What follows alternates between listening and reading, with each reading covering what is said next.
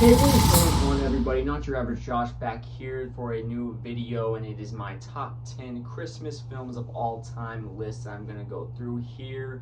I do appreciate anyone who is watching this. If you want to support this channel, you can hit that like button, leave a comment, and also hit that subscribe button as well. And you can also follow me on any of my social medias that should be on the screen somewhere there. But let's go ahead and get into it. I have never done a video like this yet, a top 10 list or top 20 or whatever, any tier list like that. So I thought I'd try and mix it up a little bit, do a little more different videos than just movie reviews and the occasional TV review. Honestly, I probably could have done a top 20 or top 25 list for this. I think there's a lot of really good to great Christmas movies out there. And it was pretty tough at times to whittle this down, and there's plenty of movies that are not on this list that I could have easily had on there. But there's also some movies that I have not seen, so I want to go ahead and go through them here at the beginning, just some movies. So if it's not on this list and you're like, what the hell, yeah, I might not have seen it yet, and I want to go ahead and go through those here. And the main movies are first, this one is already pretty tough, but A Christmas Story is one of them. I just have never watched it from beginning to end. It's been on several times throughout all my different holiday experiences, but I have just never gotten to it. My family on both sides have never really watched this movie too much, so I just have never gotten to it. I have seen, of course, the famous moments, a few of the famous moments throughout in this movie, but just have never sat down to watch it all. So yeah, it's probably going to be one of the bigger ones here. I've also never seen Miracle on 34th Street, the original, really any of the remakes that they might have had. I've also never seen Trading Places. That is one I definitely want to see sometime, hopefully maybe even soon, even if it's after Christmas. That's one that I've always heard is a classic, and I definitely want to get to. Eddie Murphy, I mean, he's obviously great. Another one is The Family Man, which is a lesser known film. At least I don't hear it being talked about with some of the other Christmas classics, but Nicolas Cage in it. I just really interested in seeing that movie. I heard a lot about that.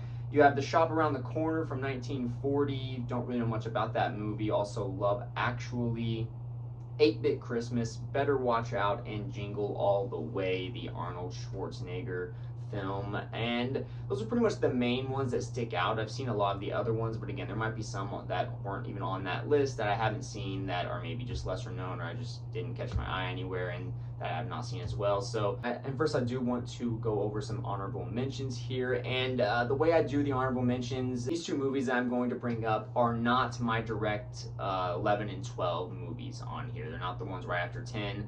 I just thought I'd throw these movies in here because I don't really hear them being talked about as much compared to others. There is plenty of other movies that probably would be right after my 10 slot here on this ranking list, but I just, again, wanted to talk about a couple of these movies here. And the first one is The Ref. It was a movie that came out in 1994. It was directed by Ted Dim, or Dimmy, not sure how you say that last name there. Not too familiar with him other than the fact that he directed Blow, which I do like that movie a lot as well. And this is one of those movies that I just really grew up on watching. Not too young of an age because it is a rated R movie, but I was probably around middle school when I started watching this movie. My dad showed it to me, and I just really have always enjoyed this. It is one of those movies that I don't hear anybody ever talking about. Like, not in my life have I ever really had a conversation about The Ref, but I really enjoy this. Dennis Leary is really just very electric, energetic in this movie, playing the antagonist of this film.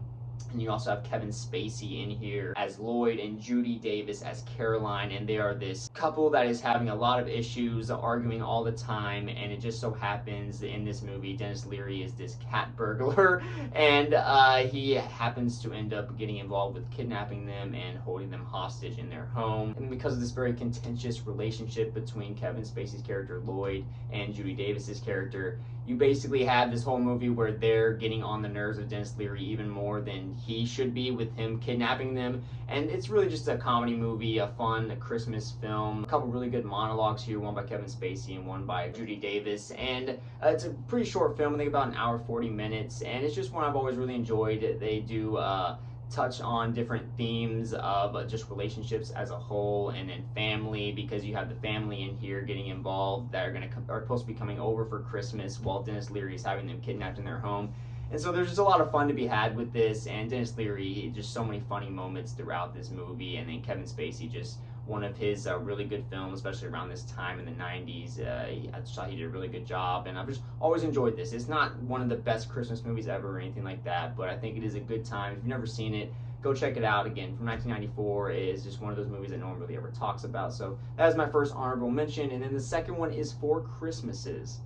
This movie starring Vince Vaughn and Reese Witherspoon, and I've always enjoyed this as well. This is a movie that I can remember pretty far back that I started watching it, probably around the same time as The Ref, really, about middle school, maybe a little earlier. It came out in 2008, so I was about 10 years old when it came out, so it makes sense, but I just really enjoy this movie. There's a nice cast of characters here. Your main leads, Vince Vaughn and Reese Witherspoon, really have a good chemistry here. It's another movie with a couple being involved as your main leads here, and really the main concept, if you've never seen it, is you have this couple here that goes on vacations every year for the holidays. They don't really spend time with their family. They take the time to just go on their own vacation together, and they always make up some type of lie of why they can't come and be with their family on Christmas. And of course, something goes wrong this time, and now they're forced to go to each of their family's Christmases, and you have divorces involved, so they have to go to 4 Christmases basically over one day, and that's really the concept of the movie. And it's another one of those comedy movies, especially around this time, that they would come out with a lot more often, especially for the theaters. Nowadays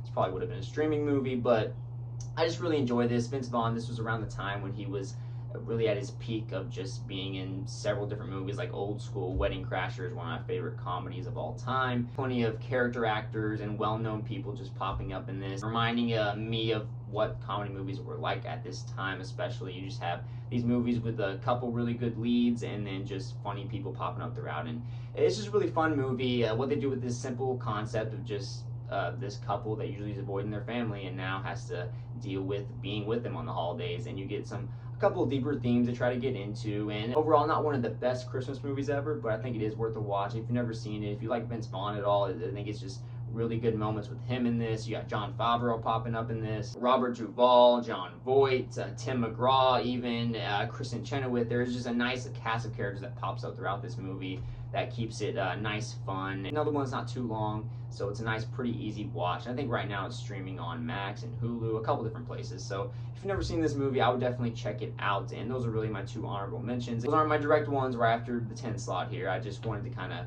mention those. I thought about them as I was going through my top 10 list, and I was like, yeah, they're not in my top 10, but I kind of want to definitely shout them out. Let's go ahead and get into the bulk of this list with the top 10. And at number 10, I'm going to put on here the original How the Grinch Stole Christmas from 1966. And yeah, I didn't mention that in the beginning here, but I am going to have all the Christmas shorts eligible for this list. Any of the Frosty the Snowman ones, Rudolph the Red-Nosed Reindeer, the Santa Claus is Coming to Town, any of the Charlie Brown Christmas, any of those, I did account for this. It's my list, so I know people might have different criteria for how they do their list, but that is just kind of how I've done mine, because there are a few Christmas short little movies that have impacted me pretty well. And here at number 10, The Grinch, the original Grinch, is no different. I think, look, there's really not much to talk about in terms of how classic this movie is. I mean, The Grinch is so ingrained in the pop cultural zeitgeist at this point. Everyone knows about this tale, and I think it's one of those timeless classics. And the one thing I really appreciate about this original one is the animation style, how they're able to really encompass the heart and the kind of lesson of this story, while also giving you an entertaining time in a very short period. I think it's only like 20-something minutes, maybe 30 minutes. And I've seen it so much since I was little, of course, and I don't know, there's really not much to say. This is just one of those really great movies, and I also love how they have fun with the Grinch at the beginning of this movie, despite him being this really kind of evil, sinister character, and just with that smile and the animation style, and then having that little dog Max, and then just the cute little town of Whoville. There's just so much to enjoy about this. When you watch it, you can't help but just feel the spirit of the holidays, and just, I mean, the whole scene of him going through the houses, taking the presents and everything, and then the realization and his heart growing bigger. I don't know, just all this stuff in this. It's just, of course, a classic, and it is at my number 10 spot. Coming in at number 9 is going to be Home Alone. Of course, another classic. I'm sure most of these in the top 10, most of them, there's a couple here that are probably maybe lesser known, but are going to be classics, just because, as I said, there is, like, I could have done a top 20 or top 25 list, but Home Alone here, of course, if you haven't seen it, go out and see it. I don't know what you're doing. I think most people that are watching this have seen that movie. It's just another one that's just a classic. The story is just really simple, but just really well done. Just a kid being left at home, family going on vacation, and then you have this great character in Kevin McAllister, played by Macaulay Culkin, who is just so great in this movie. Just in this time, of course, he was just one of the great child actors in Hollywood, and he's just so fun to watch throughout this whole movie. And then just, of course, the iconic third act where you have Joe Pesci along with Daniel Stern as Marv and Harry. They're just so fun to watch. I think Joe Pesci and Daniel Stern are just really great casting for this, and them just basically going through all the hijinks of this whole house being set up for them to just keep going through these little booby traps, if you will. And I just think it's always great to watch. Like, this is one I could watch every year. It's a little different for me in terms of watching. There's a very few Christmas movies I watch absolutely every year now that I'm older. When I was younger with the family, I would watch, there was a few that I'd watch just pretty much every year, and just not as much nowadays with everything else going on, so much other stuff to watch currently. The fun little cast of characters, you have Kieran Culkin in here as well as one of the younger brothers. Just nice for him to pop up. Of course, Catherine O'Hara as the mom. I mean, she's just been in so many great things over the years, and it's always great to see her. John Hughes with the writing here. He'll appear in another time in this video as well a little later on, but I mean, John Hughes just had the pulse of like America. Like whether you were a child, a teenager, or even like for adults, even some, like it just, he had that pulse throughout the 80s and into the 90s of just writing and directing just really good movies that hit home, whether it was with comedy or heartwarming moments. Like, he just knew how to write a film like this, and this just, I think, perfectly captures the holidays. I could watch this every year, absolutely. It is at number 9. Now getting into number 8, and this is one of those that's probably going to be a little bit lesser known. It is Scrooged from 1988. I think one of Bill Murray's better films for me personally. When you think Bill Murray, there's so much to think about over the years. He was just in so many great movies. This is one that I don't really hear many people talking about as much. It's a take on The Christmas Carol. So a little bit of a remix of that story, where you have Bill Murray here as this just asshole TV executive who doesn't give a fuck about anybody but himself, and similar to the original Ebenezer Scrooge story. I like how they modernize it, of course, for the times. It came out in 88, so at the time it was more of a modernized version of this story. And really, this whole movie just hinges on Bill Murray's performance. He is just so great in this, as he usually is. Really selling, just, he is such a dick at the beginning of this movie, treating all his co-workers, employees like shit. And this movie really is able to capture, there's certain moments of actual good heart in it. There's the comedy and humor that Bill Murray brings to this. And then just the way he's able to tell the story, when going into the Ghost of Christmas past, present, and future, the way they're able to do that. You see what's coming. It's a predictable story. Of course, it's telling the same story you've heard before. But I think it's just the uniqueness is brought in with Bill Murray, and it's just one I've always really enjoyed. This is definitely a really fun movie. If you've never seen it before, Scrooged. It's directed by Richard Donner, who directed the first Superman, of course, and other movies. So I think it's a really good direction here in this movie, and really fun to see him do something like this. But now at number 7, I am going to have another movie, and this is one similar to The Ref, and actually came out the same year as The Ref in 1994. But it is Trapped in Paradise, a movie starring Nicolas Cage. I'm sure most people that are watching this probably have never heard of it, or you just haven't seen it yet. But it is starring Nick Cage. You have John Lovett here and Dana Carvey as your main 3. They're all brothers. Just a movie I've always loved. Another one that I've been watching since I can remember, and Nicolas Cage is just one of his great performances, I think. Like, he has a couple really just iconic moments, I believe, in this movie when he's dealing with these brothers, where you have John Lovett is this guy who just has this condition where he can't stop lying. He just constantly lying. And then you have Dana Carvey, who is a kleptomaniac. He just cannot stop stealing shit. And they were both in jail at the beginning of this movie. Nicolas Cage gets them out, and then you really have the events of this movie take off. These 3 brothers end up having to leave town and end up getting basically stuck in a way in this town of Paradise, Pennsylvania, and that's where the main plot of this movie takes place at. I think it's really funny at times. It has some real heart to it as well. Some nice messaging for the Christmas holiday, and it's just one I've always really enjoyed. It's not too long, I think, for me personally. It has heart, has humor.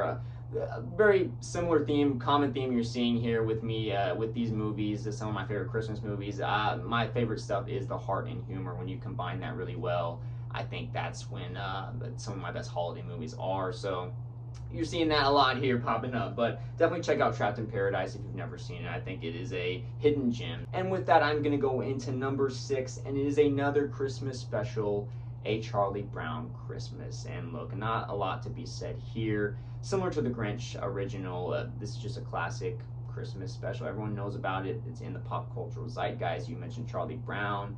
You mentioned Christmas. You know about that little Christmas tree. You know about them dancing, putting on the little Christmas play. It's just a classic movie or classic little TV special. I watch this every Christmas just about. It's short and sweet, but also similar to The Grinch. It relays the story in the short amount of time in a really nice way. The messaging that it has, I think it's just really nice. Something I can just put on and I immediately feel in the mood and ready for Christmas. I think it is above The Grinch for me just because I just go back to it a little more than The Grinch. That's really all there is to it. I mean, they're both great classics, and I don't think I really need to say it. I'm sure you probably have seen this, but if you have not seen this, I would definitely go check it out. 20-25 minutes or however long it is. It's on Apple Plus, I believe. So now at number 5, it might be another little divisive one here. I'm not sure, but it is Die Hard. The movie came out in 1988, and I know there is always a debate with this movie. Like, is it a Christmas movie or is it not?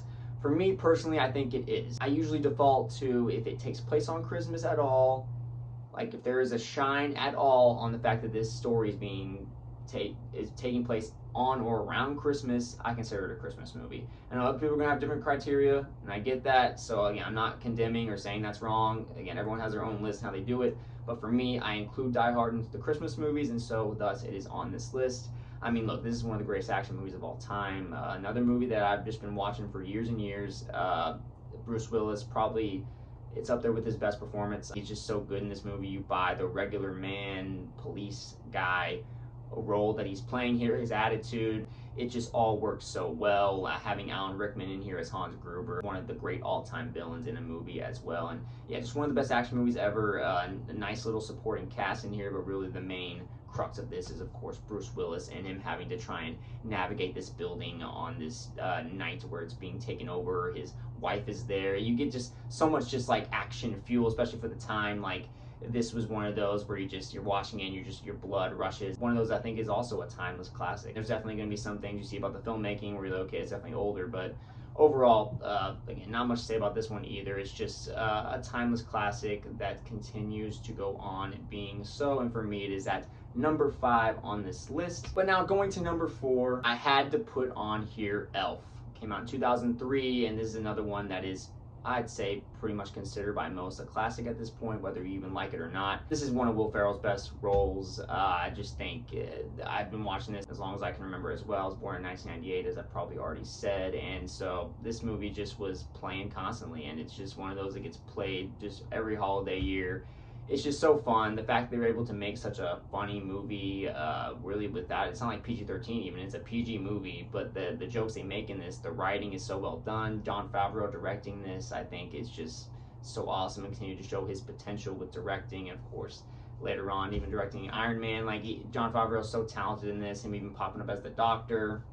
All the different characters you have in this movie. Zooey Deschanel as Jovi, the love interest of Buddy. Having Faison Love pop up as the Gimbals, a manager. There's just so many funny moments and just memorable, iconic moments in this movie. Whether he's in the mailroom getting drunk and then dancing on the table with Santa and Gimbals, the fight he has with him, just eating the spaghetti with the syrup and putting all the Pop-Tarts in there. The writing was really well done. I think the pacing of the movie is also just very well executed, and then you have this really good heart near the end of the movie where you just kind of buy into this story of this grown elf, which is crazy to see, because on paper you'd probably be like, okay, this is just too ridiculous. We need to make this like a rated R movie or something. Like, how is this gonna, like, we got this grown elf that's just living in society or trying to find his dad? Like, it's just such a weird, interesting concept that just works so well. I think they just hit lightning in a bottle with this movie, and I think there's a reason why they haven't made a sequel with it. I've read and seen places where Will Ferrell, I think, denied doing a sequel to this movie, because I think this first one is just so perfect, and the way it ends, and then James Caan, just so good in this movie playing the dad. You really buy who he is. He just seems like such a dickhead that's just kind of removed emotionally from a lot of things. He's always focused on his work, and you really buy that relationship he has with his wife, and then his other son, the relationship that he builds with Buddy.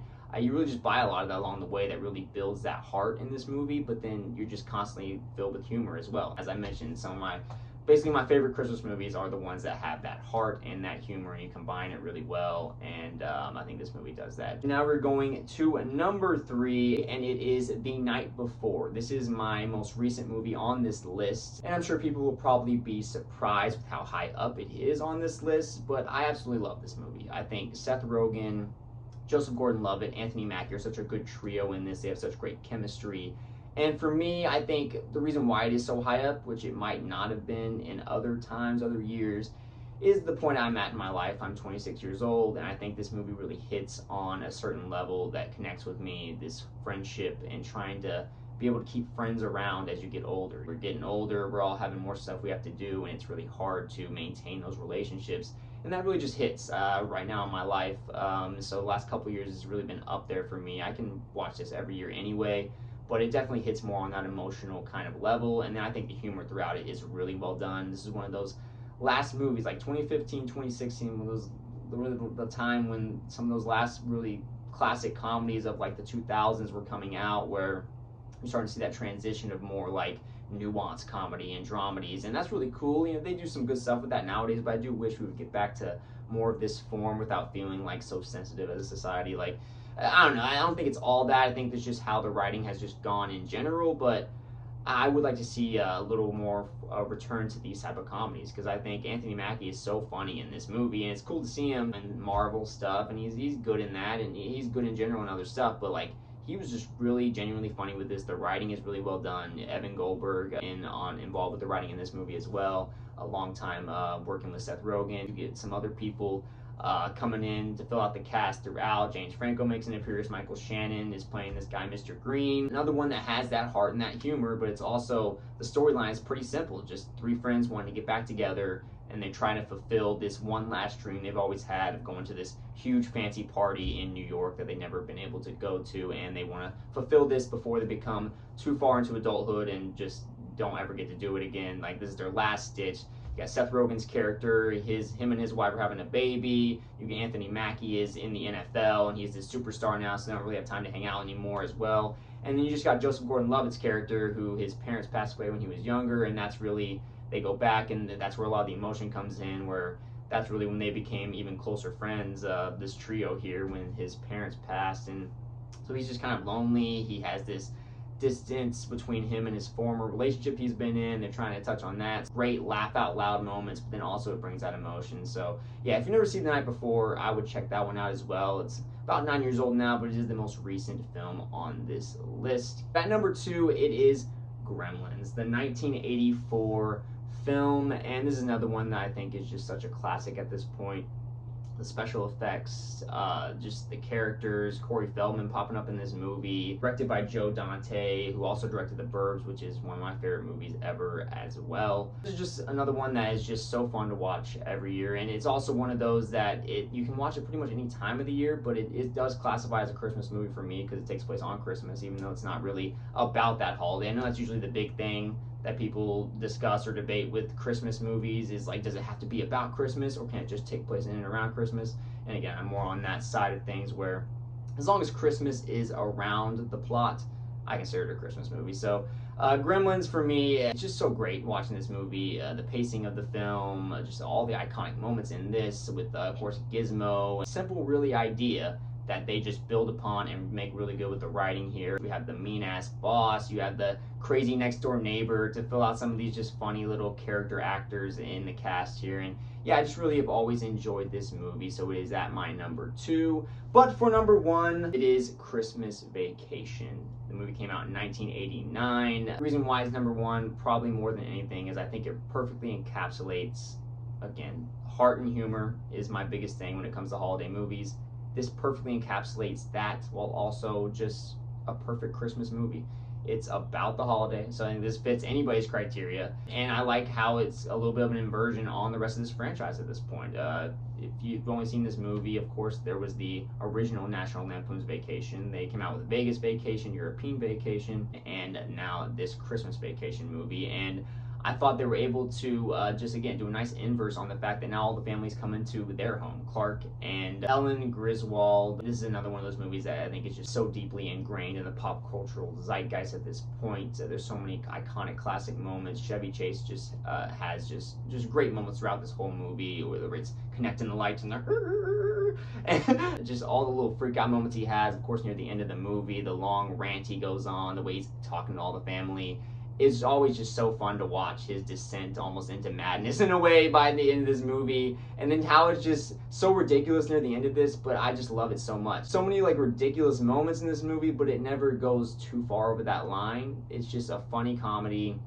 A lot of great character actors in this movie that also fill out the family cast here. Juliette Lewis as the daughter and sister, Johnny Galecki as Rusty, which I did enjoy how you switch up Rusty and Audrey, but I think it never really stumps me, and I don't think it really affects anybody else that I've ever talked to with this movie, because I think the people that played the original in National Lampoon's Vacation were really good. Like I really enjoyed them. So to have these new characters in here, I thought they really fit nice at being the son and daughter, brother and sister here. They had really good chemistry of just really getting on each other's nerves throughout the whole holiday time and season. Randy Quaid in here as Cousin Eddie, I think is just, it's great. Some of the best moments in this movie are with that, and it's just another movie that I can watch pretty much every year. Of course, that's my number one, so I just love this movie. If I think about Christmas movies, this is usually the first movie I think of, and there's a lot of other movies that could have definitely competed for it, not even just in this top 10. Like I said, there's so many great Christmas movies. There's just so many memorable moments with this. I like that. There's so much of this movie is just ingrained in my mind. And just even one of the funnier moments of the movie when he's at the store, talking to that the lady that's working there, and then she's like showing him her panty line and stuff, and just so many like funny moments that I will laugh out loud at till the end of time when watching this movie. And again, another one that also brings that heart at times. Like there's legit a real story here. And another one, of course, as I mentioned earlier, John Hughes with the writing on this. Not familiar with the director really as much, but John Hughes, again, like Home Alone, he has that pulse on great heart and humor, and he just really captures that here within the writing. It's just a really relatable story. It's not like in this grandiose thing. It does get a little ridiculous and a bit grandiose near the end when you have everyone flying into their house because of the kidnapping and everything that Cousin Eddie does, but it's my number one. I would say check this one out before anything else I've talked about. And yeah, that's pretty much it. I didn't really go too deep into a lot of these movies because this is more just a ranking video. I didn't want this to be like forever long, and these other movies I might review at some other point and maybe go into it in a little more deeper of a movie review style. But yeah, that's pretty much it. That's my top 10 Christmas movies of all time. What do you guys think? Leave a comment down below. What is your top 10 Christmas movies of all time? I would love to see that. What do you think about my list? Try not to go too hard on me, but I'm sure some of you will anyway. So yeah, leave a comment, leave a like, hit that subscribe button as well, and also follow me on any of my social medias. They should be on the screen here somewhere. And yeah, that's pretty much it. I really enjoyed doing this video. I'm going to try probably to do fit in a little more ranking videos and tier lists here and there. I appreciate anyone who's watching this video.